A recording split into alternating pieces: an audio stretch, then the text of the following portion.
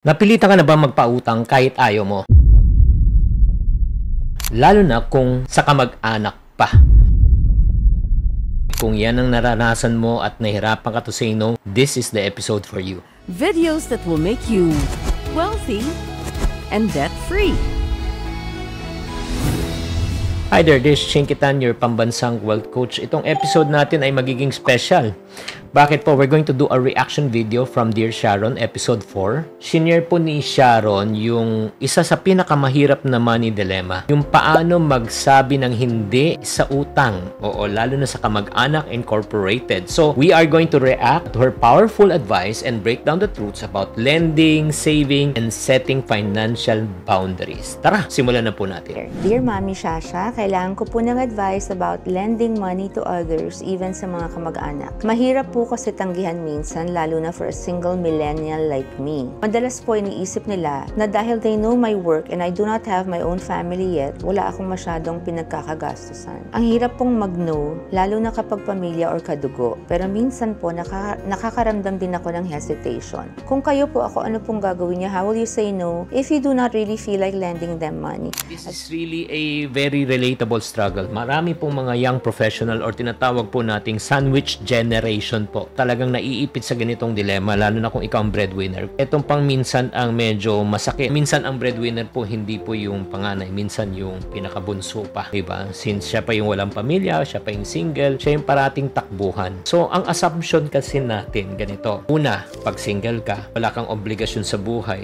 wala pang umaasa, konti lang expenses mo. Dapat ikaw na ang mag-provide. Alam mo ito lang po, wala namang problema na tumulong. Pero mahalaga na matuto tayo na mag-no sa nga mga pagkakataon, lalo na kung di mo kaya. Tignan natin kung ano po ang magiging reaction naman po ni Sharon in regards to lending money.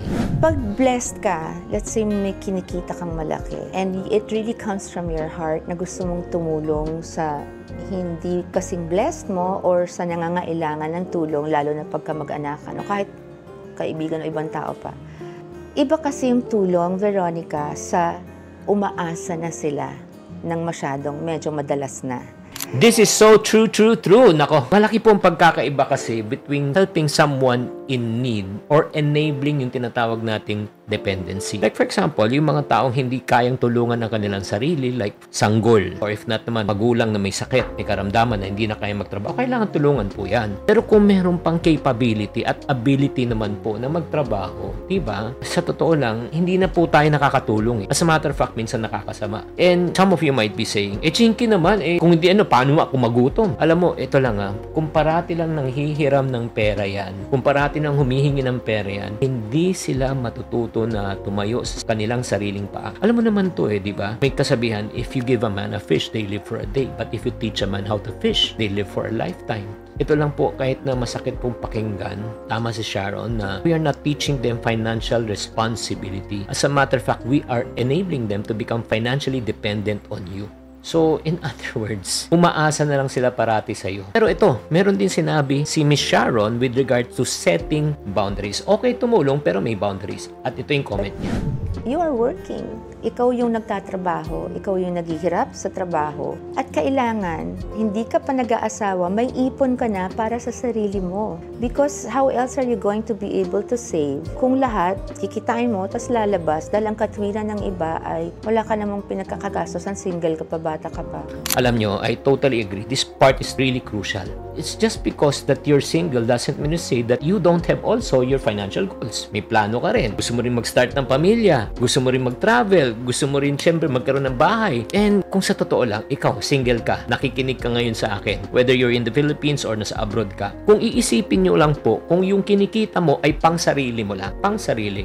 Ako naniniwala ako na kasyang-kasya yung pera mo. The reason why nagkukulang ang kita mo dahil may mga ibang tao na umaasa sa kita mo maliban pa sa sarili mo. Again, guys, ito lang. This is a wake-up call. Si Miss Sharon na mismo nagsasabi nito. Planning for your future is important. Whether it's for a business, for investment, emergency fund, or even retirement. Isipin mo lang kung parati ka na lang nagbibigay ng pera. Ito yung tanong ko po sa inyo. Ito yung mapait na katotohanan. Sino po ang tutulong po sa inyo pag ikaw ay kapos na? Kaya nga, alam mo, kailangan umabot tayo sa punto, we should learn how to say no at times. At paano mo sabihin yan, according to Sharon? I think you are the only one who has the right to do with your money what you want to. But I also feel that if you're blessed and you have a good heart, na magbibigay ka rin sa mga mahal mo sa buhay, lalo kung magulang mo o mga kapatid mo. Pero nasa sa'yo yun. In other words, pangit maging selfish. Napakapangit maging swapang. Papangit nung na madamot ka. Pero pangit din naman yung, buong kita mo, ibibigay mo sa kanila. So, ang tanong ko is, paano nila pinaparamdam sa'yo na mahal ka nila?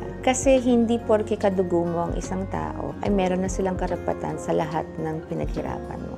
Yes, it's all about balance, no? Okay lang maging generous. But, may but po. Ang generosity dapat may hangganan. Bakit? Yung income mo kasi limited, yung expenses mo at saka yung pagtulong mo unlimited yan. Diba? Okay lang mag-self-sacrifice. Pero, not to the point na ikaw mismo ang magsasacrifice. Diba? May hangganan din. Learning when to say yes and when to say no, kailangan mo.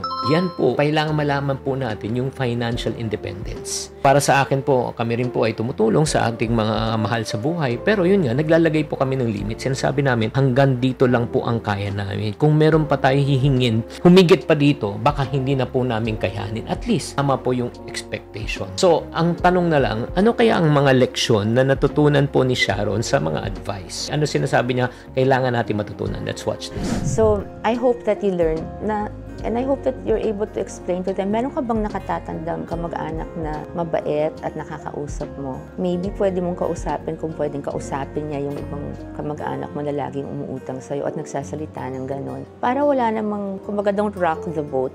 Ibig sabihin, pag dulot-dulo, ang ending nito, pangit yung ikaw naman ang nawalan. Ikaw yung nagtatrabaho, tapos nabigay mo na lahat.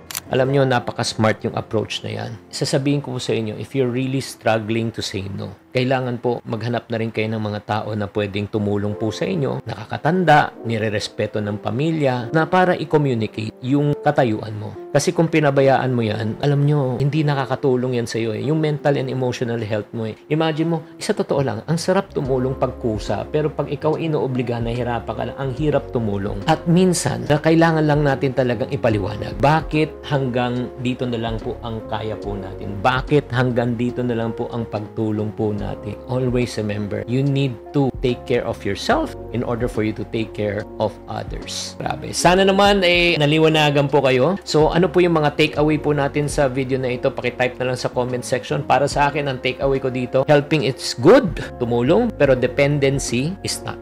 Number 2, save first for yourself before you can save others. Number 3, boundaries are necessary. Number 4, kailangan po tayo may financial planning. Diba, kailangan magplano po tayo financially. And number 5, kung nahirapan na po kayo, humanap kayo ng mediator na para makausap. Alam mo, masasabi ko si Sharon po talaga ay matalino when it comes to money management. Naintindihan po niya yung importance ng pagtulong at syempre yung pag-enable sa mga taong hindi dapat tulungan. I hope you guys that are enlightened and you found this reaction video insightful. Let me know in the comments, ikaw mismo, na pressure ka na ba na tumulong sa mga kamag-anak mo na hindi mo naman kaya? Paano mo itong hinandle? Gusto kong matuto naman sa'yo. So guys, don't forget to like, share, and subscribe for more financial discussion. Tatandaan, tamang karunungan, tamang disiplina ang susi sa pagyaman.